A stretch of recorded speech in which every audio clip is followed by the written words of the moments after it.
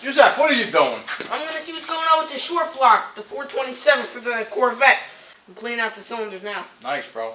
I'm cleaning out the cylinders because there's a whole bunch of stuff in there. I don't want to scratch all the cylinders. And then I'm gonna take the cam out, and I'm gonna take all the pistons out the crankshaft.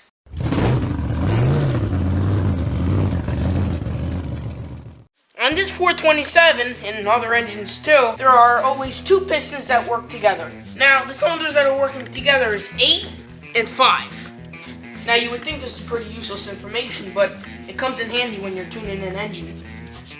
Now you got 4 and 7 working together, right here. You can already tell, because the cylinder had a problem at one time. The valve snapped, and that's why this is all messed up. That's the 4th cylinder right there. Now you got the 2nd cylinder and the 3rd cylinder working together. Now we're back to 1 and 6. Done. Now we're going to pull the cam out. Now the reason why camshafts are a little bit hard to pull out is because of the lobes.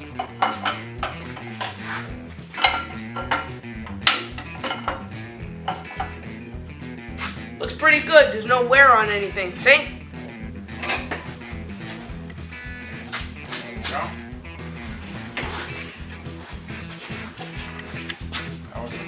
On there. Some people say, well, you put an air gun. No, you don't put an air gun. No, ever. If you have a problem, you can save it if you do it by hand and feel it. You put an air gun and nail it, break everything. You know you're supposed to pull. I know. You know what happens if you push? The guy, I'll never forget it, he was like this under a lift. He was like, pushing. He was pushing so hard, and I was on the side of the shop, I was doing something. And all of a sudden, from the corner of my eye, I saw like Superman ran by. Like that. It was him soaring across the shop, and he face planted the wall. Listen, this is different, okay? You gotta be careful. You gotta know what you're doing. So, always, if you have to push, always have that foot in front of you while you're pushing. Tight. Down there. At the same time. Good. There's your pump. Let me see. Look at this. America. That is an engine that has been sitting for a long time. Look at all this garbage. This is a coating that all the bearings had. So this had bearings put on at one point in time or another, and that's what all this is. I don't think anybody changed nobody changed the oil afterwards. And I'm going to be honest with you, looking at that one piston, this engine was open for a little while, and then they must have parked it. So that's what this gray stuff is. This is a coating that's on top of the bearings. That might be good because the car was definitely running after they did the rebuild. That pump, the seats, your pump doesn't turn. Pump doesn't turn. I tried. That thing's done. Pump is finished. It's very hard to turn inside. It does not turn free. This should turn with no effort whatsoever. See, look, it locks up. Yeah, no, that's not good. Alright. See this gray coating it's got for the bearings? If you guys know the name of it, let me know in the comments. You notice anything special about this engine? It's a 4-bolt main. Sure is. That's a strong one. Kick the poop out of an engine like this, and it'll take it and want more. You ain't kidding. That was a close one. I almost said a bad word. Now I'm going to take one of the caps off to inspect the bearings.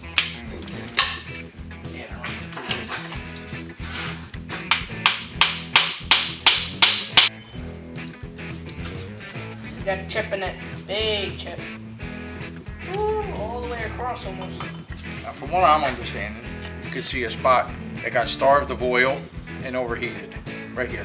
It's missing a big chunk. This is the soft part of this area of the engine, of a crankshaft bearing setup. This will damage before anything else. But if I'm looking here, this is way too clean. Like, it makes me wonder, because this should have a scratch in it, and it doesn't.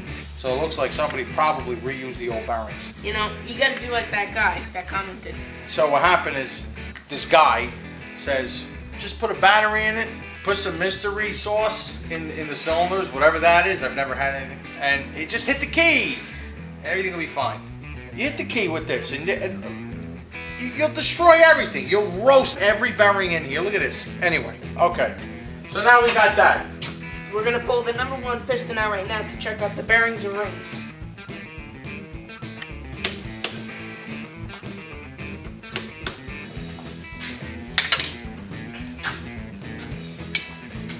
And here's your 427 piston. The compression ring's okay, but the other two are stuck. See that?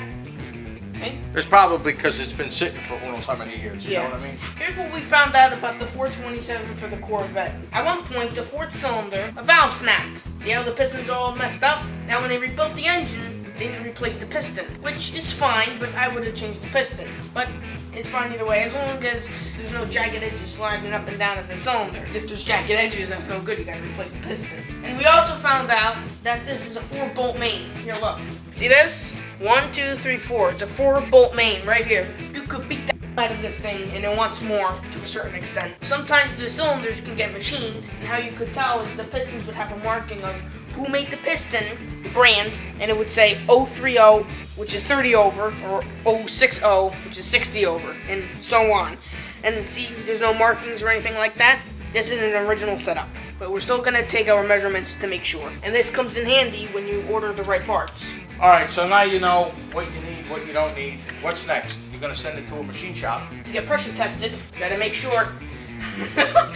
Machine shops are not what they used to be. No, well, here's the thing. The last engine I did, because all my buddies retired, they're not around no more. They don't have machine shops anymore.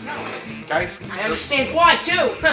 So now I found another machine shop and I took it to him. The last engine I did, and he lost a bunch of stuff. And I had to find it. I had to buy new stuff. It just became bigger. See what I'm saying? So now this has to go to a machine shop. You're gonna get the block pressure tested. To make sure there's no cracks in it. And the head's pressure tested. And again, cleaned and everything, and then you can, hopefully everything's good and you put it back together, right?